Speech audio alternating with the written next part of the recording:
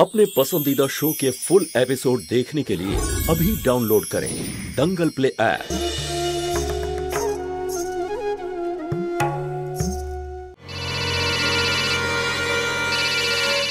ঈশ্বর, এবার আমি কি করব?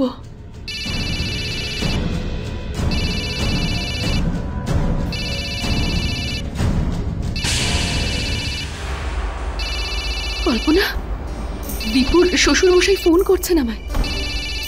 আমার কথা জিজ্ঞাসা করছিলেন আর মা বলল যে একটু পরে আসছি। আমি এখন কি বলবো? আমি কি করে বলবো যে আমি যেতে পারবো না? হে ভগবান, দীপু আর আমাদের পরিবারের সম্মান রেখো। Hello hello. হ্যাঁ জ্যোতিমা। নমস্কার কাকু, আমি জ্যোতির বান্ধবী বলছি, কল্পনা। শোনো, জ্যোতি আছে ওখানে? হ্যাঁ, জ্যোতি তো মন্দিরে এসেছে। আচ্ছা, ভাইয়ের বিয়ের জন্য মানত করেছে হয়তো। ওকে বলো তাড়াতাড়ি আসতে, আমরা সবাই অপেক্ষা করছি। অনুষ্ঠান শুরু করতে হবে তো। কাকু, আপনারা প্লিজ ওর জন্য ওয়েট করবেন না, ও হয়তো একটু দেরিতে যাবে। আপনারা বিয়ের প্রস্তুতি শুরু করে দিন। দেখো, ওর জন্যই তো এই বিয়েটা হচ্ছে, আর তুমি বলছো ওর জন্য অপেক্ষা করব না? না না মা, ওকে ছাড়া আমরা কি করে শুরু করতে পারি? আর তাছাড়া এখনো তো সময় আছে। ওকে বলো আসতে, আমরা ওর জন্য অপেক্ষা করছি।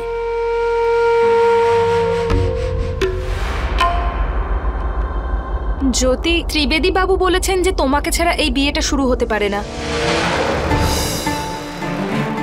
এখন কি করবে? জানি না, আমি তো কিচ্ছু বুঝতেই পারছি না। জ্যোতির বান্ধবীর সঙ্গে কথা হয়েছে, ও আর কিছুক্ষণের মধ্যেই চলে আসবে। চলুন আমার আত্মীয়দের সঙ্গে আলাপ করিয়ে দিই। আগে আপনি যান, আমি আসছি। আসছি আমি। আসুন আসুন, আপনার আসুন আসুন। পদ্মা, তোমার সঙ্গে আমার কিছু কথা আছে, এসো।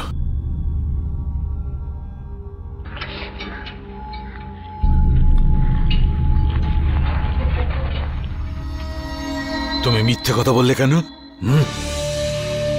তোমার এই একটা মিথ্যের জন্যে চোখের জল নয়, কিন্তু না, সবাই দেখছে। তাহলে আমি কি করতাম? ভয় পেয়ে বলে ফেলেছি আমি। তুমি সুধার সাথে কথা বলছিলে তাই না? ও তো এখন ওখানেই আছে, ওকে ফোন করে জিজ্ঞাসা করো ওখানে কি অবস্থা।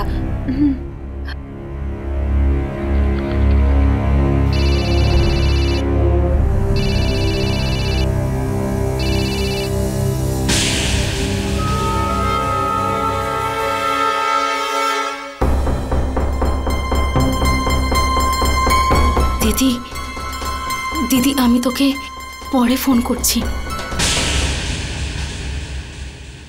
আসুন আসুন। নমস্কার। নমস্কার। আমি ধন্য যে আপনারা সপরিবারে এসেছেন। আসলে আপনারা আমাদের ডেকেছেন আর আমার কথা সম্মান রেখেছেন, তাই সম্মান রাখতে তো আসতেই হবে। ছেলের বিয়ের অনেক অনেক শুভেচ্ছা বেয়াই। আপনাকেও বেয়ান। সুষমা, সুষমা, মা ওনাদেরকে দীপুর কাছে নিয়ে যাও।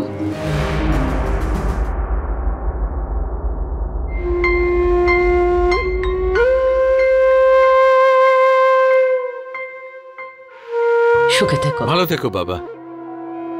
কনগ্রাচুলেশনস, এটা আমাদের পরিবারের তরফ থেকে। থ্যাংক ইউ মা, তুমি এলে। কিছুক্ষণের জন্যই এসেছি। তুই তো কাল রাত থেকেই আছিস না? হ্যাঁ, বাড়িতে যখন বিয়ে তখন থাকতে তো হবেই।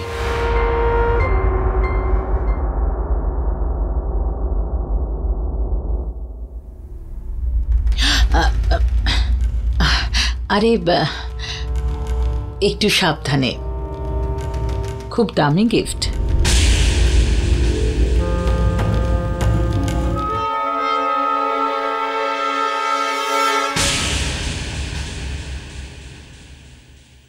বালা দুটো তো খুব মানিয়েছে তোমার হাতে।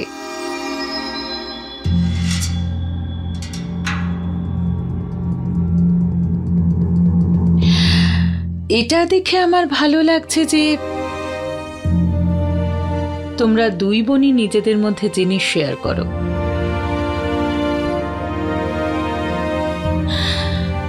কিন্তু মা, এটা একটু সাবধানে পড়ো আমাদের পরিবারে। আর আমাদের এখানে পারিবারিক গয়না খুব সাবধানে রাখা হয়। ভৈরবী, তোমাকে একটা কথা জিজ্ঞাসা করি, তুমি সবসময় এত রেগে থাকো কেন? না, সেরকম কিছু নয়। তাহলে ঠিক আছে। আমি শুধু একটাই কথা বলতে চাই, আমাদের দিক থেকে যদি কোনো ভুল ত্রুটি হয়ে থাকে তাহলে ক্ষমা করে দিও। আসলে বিয়েটা খুব ভালোভাবে সম্পন্ন হোক, এটাই চাই। না না ত্রিবেদী বাবু, এখানে কোনোই অসুবিধা হচ্ছে না। আরে দাদা, এখন অন্তত বেআই মশাই বলা অভ্যেস করুন। ইনি আমাদের বেয়ান ভৈরবী বশিষ্ঠ। নমস্কার। নমস্কার। মহেন্দ্রনাথ বাবু নমস্কার। আর এনার মেয়ে মৃণাল। নমস্কার। হ্যাঁ, জ্যোতি আপনাদের কথা বলেছিল আমাকে। আসুন আসুন, সবাইকে স্বাগত। পদ্মা মুখার্জি বাবু আসবে, আমি ওদিকটা একটু দেখি। আমার জন্য অপেক্ষা করছি সবাই। হ্যাঁ হ্যাঁ, 1 মিনিট। আচ্ছা দাদা, আর কত সময় লাগবে? লগ্নের সময় তো হয়ে গেছে না? হ্যাঁ হ্যাঁ, সময় তো হয়ে গেছে। আমরা শুধুই অভিনন্দন দাদা, আপনার মেয়ের বিয়ের জন্য অনেক অনেক শুভেচ্ছা। আরে ধন্যবাদ ধন্যবাদ। আসুন আসুন। প্রভা, হ্যাঁ দেখো কারা এসেছেন। ইনি হলেন মিসেস বশিষ্ঠ, সুধার শাশুড়ি। নমস্কার। আর উনি মহেন্দ্রনাথ বাবু, নমস্কার। মহেন্দ্রনাথ বাবুর মেয়ে। তাড়াতাড়ি জ্যোতিকে তুমি ফোন করো। যদি ভৈরবী দেবী বলে দেন যে জ্যোতি আসছে না, তোমার মিথ্যেটা ধরা পড়ে যাবে। তুমি এক কাজ করো না, তুমি ভৈরবীর পাশে থেকে ওকে কথাই ভুলিয়ে রাখো। আমি ততক্ষণে ফোন করে সব আসছি। তোমার ওই মিথ্যের জন্য হচ্ছে। সারা জীবন পড়ে আছে, তখন কথা শুনি আমাকে। কিন্তু এখন এই সমস্যার সমাধান করাটা বেশি দরকারি। আমি সুষমাকে বলছি জ্যোতিকে ফোন করতে। তাড়াতাড়ি করো। দিদি, মায়ের সাথে কথা বলো। মা। হ্যালো জ্যোতি। আরে মা, এখানে খুব সমস্যা হয়ে গেছে। ভয় পেয়ে আমি বলে ফেলেছি যে তুই কিছুক্ষণের মধ্যেই আসছিস। আর এখানে বিয়েটা আটকে রয়েছে। দীপুর শ্বশুর বাড়ির লোকজন তোর অপেক্ষায় রয়েছে। এখন আমি কি করে বলবো সবাইকে যে তুই আসতে পারবি না?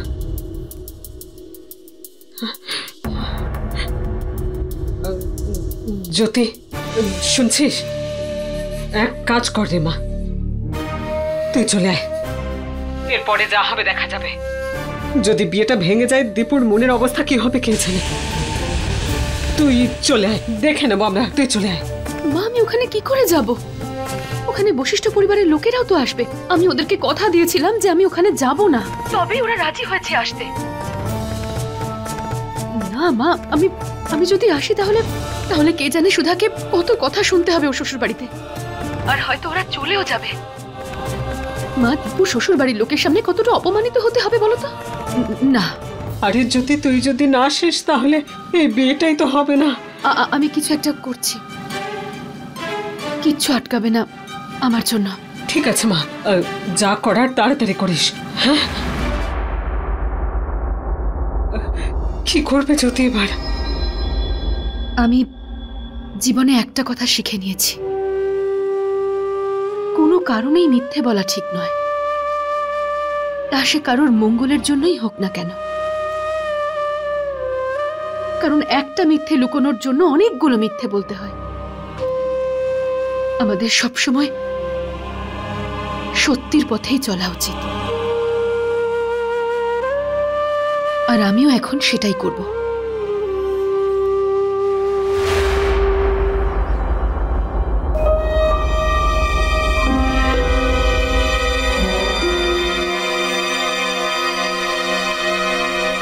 আরে কেমন আছেন আপনি? ভালো আছি। 1 মিনিট। হ্যাঁ হ্যাঁ হ্যাঁ হ্যাঁ জ্যোতিমা, আর কতক্ষণ লাগবে আসতে? এখানে সবাই তোমার জন্য অপেক্ষা করছে। আঙ্কেল, আমি আপনাকে কিছু কিছু কথা বলতে চাই। হ্যাঁ হ্যাঁ বলো মা।